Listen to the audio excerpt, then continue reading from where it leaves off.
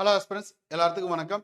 இந்த வீடியோவில் பார்த்தீங்கன்னா உமாஜின் தமிழ்நாடு 2026 அதை பற்றி தான் வந்து பார்க்க போகிறோம். ஸோ அப்படின்னா என்னன்னு கேட்குறீங்களா? அதாவது தமிழ்நாடு தகவல் தொழில்நுட்பவியல் மற்றும் டிஜிட்டல் சேவைகளை வந்து வழங்கக்கூடிய நிறுவனமான எல்காட் நிறுவனம் வந்து சமீபத்தில் தகவல் தொழில்நுட்பம் சம்பந்தமான ஒரு மாநாடு வந்து நடத்துனாங்க. அதோட பேர் தான் வந்து உமாஜின் தமிழ்நாடு அப்படின்னு சொல்றாங்க.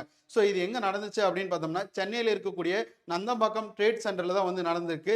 ஸோ இதில் பார்த்தீங்கன்னா தலைமை விருந்தினராக வந்து தமிழ்நாட்டோட முதலமைச்சர் மு.க.ஸ்டாலின் அவர்கள் வந்து பங்கேற்றிருக்காரு. இதுல வந்து பங்கேற்பாளர்களா பாத்தீங்கன்னா முன்னணி தொழில்நுட்ப நிறுவனங்கள் வந்து பங்கேற்றிருக்காங்க.